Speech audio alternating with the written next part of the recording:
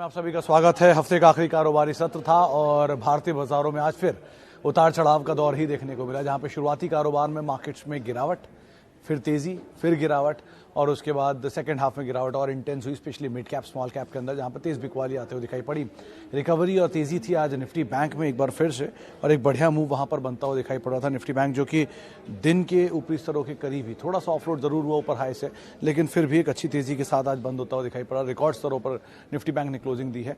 बिकवाली रही थोड़ी बहुत, मिड कैप इंडेक्स में बिकवाली रही आज के सत्र के अंदर, स्मॉल कैप इंडेक्स में, और उसके अलावा हद तक बिकवाली देखने को मिली फ्रंट लाइन इंडेक्स के अंदर भी। लेकिन ओवरऑल फिर भी मूड माहौल जो था मार्केट का वो आज भी बेटर साइड पे ही देखने को मिला। थोड़ा बहुत जो ब्रॉडर साइड पे आप जाएंगे तो वहाँ पर ज़रूर प्रेशर था। आज मूव था निफ्टी बैंक में, प्राइवेट बैंक्स के अंदर भी और पीएसयू बैंक्स के अंदर भी, जहाँ पे खरीदारी बनते हुए दिखाई पड़ी। प्रेशर देखने को मिल रहा था मेटल में, Vedanta, Hindalco, Tata steel, JSW steel, ये कुछ ऐसे नाम थे जहां पर आज प्रेशर बनता हुआ दिखाई पड़ रहा था। और उसके अलावा आज थोड़ी बहुत बाइंग थी रियल स्टेट में, Godrej properties, India bulls real estate, ये कुछ ऐसे नाम थे जहां पर खरीदारी का दौर देखने को मिल रहा था। हाल फिलहाल की जो काफ़ी बिकवाली वाले शेयर थे वो थोड़े से स्टेबल हुए, यानी कि थोड़ी सी उसमें बिकवाली कम हुई। जैसे एचयूएल में थोड़ी सी स्टेबलाइज्ड आज कामकाज होता हुआ दिखाई पड़ रहा था। इसके अलावा आज जो मूव था वो जुबिलेंट इंग्रेविया ऐसे शेयरों में जो कि हाल फिलहाल में तेज बिकवाली में थे, दिलीप बिल्डकॉन जैसे शेयर जो कि हाल फिलहाल में तेज बिकवाली में थे, वो थोड़े से आज संभलते हुए दिखाई पड़े। वहां पर थोड़ा सा कामकाज ठीक ठाक सा हो रहा था, लेकिन अदरवाइज मार्केट के अंदर आज भी जो अक्रॉस द बोर्ड प्रेशर था ब्रॉडर साइड पर वो जरूर देखने को मिल रहा था। स्टेबलाइज हुए थोड़े से जो बैंकिंग के शेयर हैं, पीएसयू के शेयर हैं, स्पेशली रेलवेज के शेयर जो कि लास्ट आवर में एक बढ़िया तेजी के साथ कामकाज कर रहे थे। आईईएक्स बोनस के बाद 10% ऊपर खुला और उसके बाद हायर लेवल से बिकवाली जो अनुमान भी था वो आते हुए दिखाई पड़ी मार्केट्स के अंदर। चलिए अब शुरू करते हैं सवाल जवाब का सिलसिला और बातचीत कर लेते हैं। पहले सवाल पे शिवम जी का सवाल है वेंकीज और पीआई इंडस्ट्रीज पर। शिवम जी, वेंकीज के केस में तो दो चीज़ें बहुत क्रूशियल हैं, उनको आप ध्यान रखिएगा। सबसे बड़ी पोल्ट्री मैन्युफैक्चरर है ये, मतलब जिस कारोबार में इनके जो ओनर थे उनको फादर ऑफ इंडियन पोल्ट्री बोला जाता था, श्री वेंकटेश्वरा साहब को। और कंपनी पुणे बेस्ड है, बहुत स्ट्रॉन्ग होल्ड रखती है इस स्पेस में, जो इनका फूड पैकेजिंग या प्रोसेस्ड मीट बिजनेस है उसके अंदर। अच्छी कंपनी है, छोटी इक्विटी साइज है, लगातार वैल्यू भी है इसके अंदर, ऐसा नहीं कि वैल्यू नहीं है। और जिस कारोबार में वो ऑब्वियसली बात है क्यूएसआर स्पेस के अंदर बहुत एग्रेसिवली एक्सपैंड कर रहा है। अच्छी कंपनी, आप आराम से इसमें बने रह सकते हैं, नीचे के भाव पर वहीं मिले तो आप आराम से इसमें खरीदारी भी कर सकते हैं। पीआई इंडस्ट्री भी अच्छी कंपनी, केमिकल एग्रोकेमिकल स्पेस की दिग्गज है। और हालांकि दोनों ही शेयरों में एक ही चीज़ है कि ये 600 रुपये के दाम पर आ गया था वेंकीज मार्च के लोज में, और वहाँ से पुल बैक दिखा रहा है। और दूसरा पीआई इंडस्ट्री भी बहुत तेज़ चला है, तो दोनों में ही अगर नीचे मिल जाए तो ज़्यादा बेटर लेवल्स रहेंगे। लेकिन हाँ, कंपनियाँ दोनों अच्छी हैं। अच्छा जी, आगे बढ़ते हैं। 3i infotech and IRFC। Malik साहब, 3i इन्फोटेक तो आज ही लिस्ट हुई, तो पहली चीज़ तो ये कंपनी डीलिस्ट हुई थी कहीं शायद सितंबर के लास्ट वीक तक, और आज 1-1.5 महीने बाद रीलिस्ट हुई है। कैपिटल रिडक्शन के बाद रीलिस्ट हुई है। कैपिटल रिडक्शन मतलब जो आपके नंबर ऑफ शेयर थे, अगर आपके पास मान लीजिए 10,000 शेयर थे तो वो घटकर अब 1,000 शेयर हो जाएंगे। तो ये कैपिटल रिडक्शन हुआ क्योंकि फेस वैल्यू को उन्होंने एडजस्ट किया, अपनी 1 से बढ़ाकर 10 कर दिया।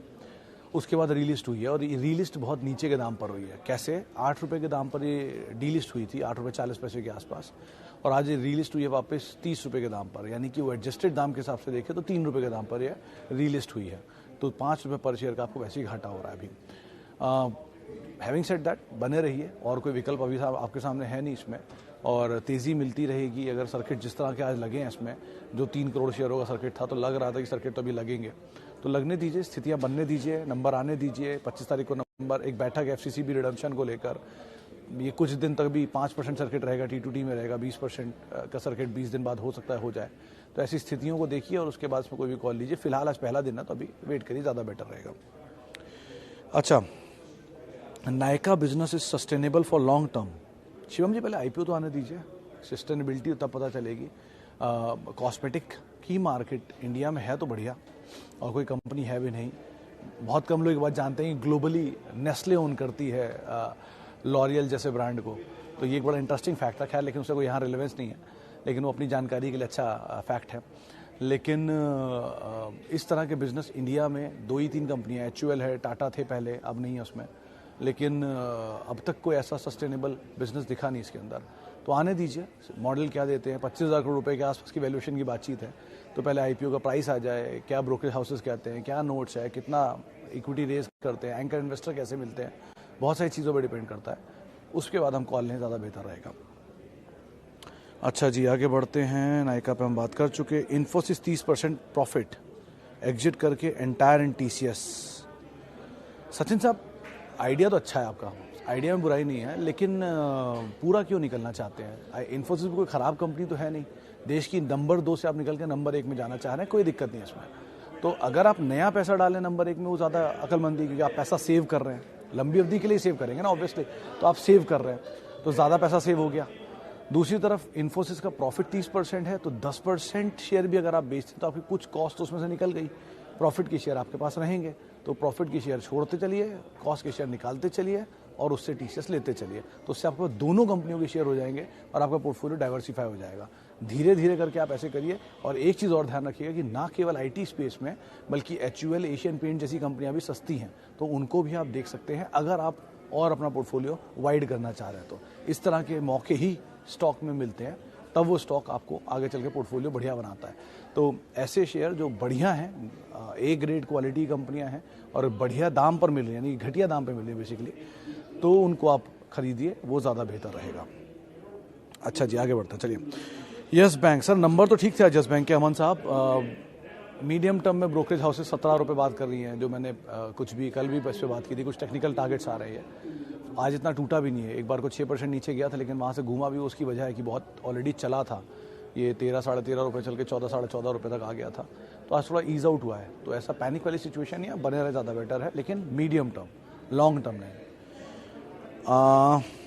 IRCTC 6040 रुपये पे लिया है। अभिषेक साहा साहब, आपका 2 साल का नज़रिया है और 6040 पे आपने लिया है। पहली चीज़ तो कभी भी कोई भी, ना केवल IRCTC, कोई भी चलता शेयर मत लीजिए। हर चलता शेयर फंसाने के लिए तैयार होता है बिल्कुल, तो इसलिए उसमें मत जाइए, किसी भी चलते शेयर में मत जाइए। शेयर रुका रहे तब लीजिए, नीचे मिल रहा है तो लीजिए, अच्छी कंपनी है और नीचे मिल रही है तो क्या प्रॉब्लम है उसमें लेने में। खैर, लेकिन अब आप ले चुके हैं तो, और 2 साल का नज़रिया है, तो अब आज 2 दिन में परेशान होने की क्या ज़रूरत है। वेट करिए 2 साल का ही, जब आपने 2 साल के लिए लिया है तो अगर आपको उसकी मॉडल पे भरोसा है, आपको लगता है कि उसकी ग्रोथ अच्छी है, आपको लगता है वो कंपनी अच्छी है जिसलिए आपने लिया उसको 2 साल के लिए, तो आप 2 साल ही वेट करेंगे। अपने भरोसे पे भरोसा कायम रखिए। ऐसा नहीं है, कंपनी अच्छी है, लेकिन बस शेयर बहुत ऊपर का भाव पे आपने ले लिया है, आपने ऑल टाइम हाइस के आसपास शेयर लिया है, तो अब उस पर कहना मुश्किल है कि उसे ब्रीच करेगा कि नहीं। लेकिन बने रहिए फिलहाल तो, क्योंकि आप बेच के लॉस बुक करने का तो कोई औचित्य नहीं बनता, जबकि शेयर ऑलरेडी 1500 रुपये वहाँ से नीचे आ चुका है। तो वेट करिए, सिचुएशन को देखिए, उसके हिसाब से कॉल लीजिए, वो ज़्यादा बेटर रहेगा। अच्छा sir, specific reason for chemical sector to fall? Profit booking है सर, बहुत बड़ी तेज़ी के बाद प्रॉफिट बुकिंग है। जिन भी शेयरों में तेज़ी आई है वो सभी अब नीचे आ रहे हैं, क्योंकि प्रॉफिट बुकिंग सब में कहीं ना कहीं तो होगी। होने दीजिए, हेल्दी साइन है, नीचे मिलेगा, बढ़िया दाम पर आएगा, वापस लीजिएगा, ऐसा कोई दिक्कत नहीं है अच्छी कंपनियों को नीचे लेने में। और उल्टा आपको घबराहट तब होनी चाहिए वो शेयर ज़रूरत से ज़्यादा तेज़ चलें, जैसे IRCTC, IEX, लेकिन नहीं तब नहीं होनी चाहिए वो शेयर ज़रूरत से ज़्यादा टूटे। क्योंकि अगर कंपनी के नंबर अच्छे हैं, सस्टेनेबल हैं और पुरानी हिस्ट्री है, प्रोडक्ट अच्छा है, मैनेजमेंट अच्छा है, डेट फ्री है, तो उसके रीज़न कोई है नहीं टूटने का, उससे सेंटीमेंट है। टूट रहा है, टूटने दीजिए, नीचे फिर और ले लीजिए, क्या दिक्कत है। TCS नंबर 1 तब भी थी, नंबर 1 आज भी है आईटी में। दूसरी देश की सबसे बड़ी कंपनी तब भी थी और आज भी है। HUL तब भी सबसे बड़ी FMCG कंपनी थी, आज भी है। 6 लाख करोड़ की कंपनी तब भी थी, आज भी है। Same Asian paint 42% market share तब भी ओन करते थे, आज भी करते हैं। स्टोरीज है, मार्जिन को लेकर प्रेशर है, इन्फ्लेशन बढ़ा हुआ है, आई एग्री, सब कुछ अपनी जगह सही है। कंपनी भी तो उसको ज़्यादा बेहतर समझ सकती है। कल को प्राइस हाइक कर देगी, सारा मार्जिन का प्रेशर खत्म हो जाएगा। कल को डिमांड वापस रिवाइव होगी, सारा प्रेशर खत्म हो जाएगा। तो ये सब चीज़ें तो चेंज होती रहेंगी, यही तो फैक्टर है जो बाजार में शेयर को ऊपर नीचे करते हैं। आप अच्छी कंपनियों को बढ़िया दाम पर मिल रहा है, लेते चलिए, कोई दिक्कत नहीं है। आइडिया और स्पाइस जेट की स्टोरी सेम है। मयूर साहब, ये स्टोरी और ट्रबलसम तब हो सकती है। देखिए, स्पाइस जेट की पहले तो आप हिस्ट्री पढ़िएगा। Spice jet one of the oldest airline of India है। मोदी लुफ्त के नाम से शुरू हुई थी और वहाँ से आज ये पहुँची है। दूसरा, अजय सिंह कंपनी के प्रमोटर हैं, जो पहले भी स्पाइस जेट को रिवाइव कर चुके हैं और दोबारा उनके हाथ में आई हुई है। तो एक तो ये पार्ट है। दूसरा, वोडाफोन के केस में डेट बहुत बड़ा कंसर्न है, continuous loss making. Spice jet में डेट तो है लेकिन कंटिन्यूस लॉस मेकिंग नहीं है, और अगर लॉस मेकिंग होगा भी तो 13% मार्केट शेयर ओन कर रहे हैं और क्लाइंट ऐसा भाग नहीं रहा उनकी तरफ, और यहाँ पर बहुत सीमित लिस्टेड स्टोरीज हैं। धीरे धीरे करके अगर डेट बढ़ता चला गया और लॉस बढ़ता चला गया तो ज़रूरी है वो स्टोरी बन जाएगा, लेकिन जब तक वो डेट और लॉस का आंकड़ा बढ़ नहीं रहा है तब तक नहीं। और एक सबसे बड़ा जो डिफरेंस इन दोनों में है, एक तो कारोबार का सेक्टर तो अलग अलग है, वो टेलीकॉम है वो एविएशन है, और दोनों ही वैसे तो ख़राब ही कारोबार वाले हैं, कैपिटल इंटेंसिव है। लेकिन सबसे बड़ा कंसर्न क्या है कि वोडाफोन की इक्विटी साइज़ सबसे बड़ी है, 2880 करोड़ शेयरों की इक्विटी साइज़ है, जो इंडिया की सबसे बड़ी कंपनी है इक्विटी के लिहाज से। नंबर ऑफ शेयर्स के इतने ज़्यादा हैं, स्पाइस जेट के उतने नहीं हैं, तो ये एक बार को फिर भी थोड़ा रिलीफ है। हैविंग सेड दैट, दोनों में ही सिचुएशन रिस्की है और दोनों के ही लीडर के साथ जाइए, भारती एयरटेल एंड इंडिगो, वो ज़्यादा बेटर। लेकिन इंडिगो बहुत महंगा है, इस सेक्टर में वैसे भी कॉस्ट बहुत कुछ डिपेंड करती है क्रूड के ऊपर, तो इसीलिए इनको अवॉइड करिए, भारती एयरटेल बेटर है। जुबिलेंट एनग्रेविया बाय लेबल्स मतलब, अच्छा अब आप लेवल पूछ रहे हैं खरीदारी के लिए। सर मैं तो लंबी अवधि का निवेशक, हमेशा निवेश की बात करता हूँ, तो मेरे लिए तो कोई भी लेवल बुरा लेवल नहीं होता। ये लेवल पे आपको थोड़ा बहुत खरीदना है, फिर नीचे मिला थोड़ा बहुत और खरीदना है, नीचे मिला और थोड़ा बहुत खरीदना है, कंपनी अच्छी है तो कोई दिक्कत है नहीं। वैसे भी ये शेयर जहाँ स्टेबलाइज हो लंबी अवधि के लिए, सिंपल रूल है, कहीं शेयर टूटने के बाद जहाँ स्टेबलाइज हो जाए वहाँ पर आप उसे ले लीजिए। थोड़ा थोड़ा स्टेबलाइज होने के संकेत आ रहे हैं, अगर ये कुछ दिन यही रहता है तो आप आराम से खरीदारी करिए। एवरेज थोड़ी ऊपर नीचे होगी लेकिन लंबी अवधि में ये सब चीज़ें मैटर नहीं रखती हैं, तो उस हिसाब से आप कॉल ले सकते हैं। अच्छा, Sobha, Polycab, Nalco. Sobha hold, Polycab hold, Nalco hold, तीनों आप होल्ड कर सकते हैं, लेकिन नज़रिया तीनों में फेरबदल होगा। मीडियम टर्म के लिए नाल्को, मीडियम टर्म के लिए शोभा, लॉन्ग टर्म के लिए पॉलीकैब, लेकिन लॉन्ग मतलब बहुत लॉन्ग, और पॉलीकैब नीचे भी आ सकता है क्योंकि एफ&ओ में है, तो उस हिसाब से आपको यहाँ पर कॉल लेनी होगी। अच्छा जी, आगे बढ़ते हैं। और any sugar share ethanol based. Sir ये इथेनॉल बेस्ड स्टोरी मुझे कभी समझ में नहीं आती। मैं शुगर में एक ही शेयर को ठीक लगता है मुझे, वो रेणुका है, क्योंकि वो बहुत चला नहीं है इसलिए चल सकता है। बाकी किसी शेयर पे आप इथेनॉल स्टोरी में मत जाइए, ये स्टोरी हर 4-5 साल में साइकिल जब तेज़ होती है तब आती है, तो आप उसके हिसाब से अपनी रणनीति बनाइएगा, बहुत ही स्केप्टिकल होकर यहाँ ट्रेड करिएगा। खैर, जुबिलेंट फूड, ब्रजेश साहब, कल ही मैं पढ़ रहा था एक आर्टिकल, एक आंकड़ा पढ़ रहा था कि जुबिलेंट फूड डोमिनेंट है QSR स्पेस में, और ऑब्वियसली बात है ये 19% का मार्केट शेयर पूरे QSR स्पेस में लाती है। 19% आप कहेंगे बहुत छोटा सा है, 20% पूरे देश के QSR सेगमेंट में 20%, क्योंकि हम सब जानते हैं कि हम ज़्यादातर जो अनऑर्गेनाइज प्लेयर हैं मार्केट में QSR के, जैसे कि जो रोड साइड स्ट्रीट फूड होता है, वो मेजर डोमिनेंट होते हैं, तो उनके सामने जुबिलेंट 20% रेवेन्यू लाता है, जो कि सबसे बड़ी प्लेयर है। सेकंड नंबर पे आता है मैकडोनल्ड जो कि 11% है, और थर्ड नंबर पे आता है KFC जो कि 10% के रेवेन्यू लाता है स्टोर साइज के हिसाब से। जुबिलेंट 72% मार्केट शेयर ओन करता है डोमिनोज का पिज्ज़ा मार्केट में। पिज्ज़ा में 72% मार्केट शेयर है, मोनोपोली जैसी बिजनेस है इनका। 150 रुपये से स्टॉक को मैं पहली बार से ट्रैक कर रहा हूँ। 2010 में इसका IPO आया था, उसके बाद एक बोनस आया था 2016 में। अच्छी कंपनी है ये, ऐसे क्वार्टर के नंबर कई बार आते हैं जाते हैं, ऊपर नीचे होता रहता है, लेकिन अगर इसकी लॉन्ग टर्म स्टोरी को आप प्ले करना चाहते हैं तो आप ज़रूर बने रह सकते हैं। इंडिया में डिमांड आपको दिख लीजिए खुद ही पिज्ज़ा किस तरह की है, और ये शायद अभी रहेगी। तो QSR की अच्छी मार्केट है, जानकारों की बढ़िया रिपोर्ट्स हैं, इसके ऊपर तेज़ी की बातचीत है, तो आप उसके हिसाब से कॉल ले सकते हैं। नीचे मिल जाए तो बहुत ही अच्छी बात है। लक्ष्मी कैम सर और ले सकते हैं। आज ही या कल हमारे साथ गौरव बिस्सा मौजूद थे, उन्होंने इसमें तेज़ी की राय दी थी और कहा था आप इसमें खरीदारी कर सकते हैं निचले स्तरों पर भी, और होल्ड कर सकते हैं। 500 प्लस के टारगेट्स यहाँ पर वो देख रहे हैं, तो गौरव बिस्सा की राय ये है कि आप उसमें खरीदारी कर सकते हैं।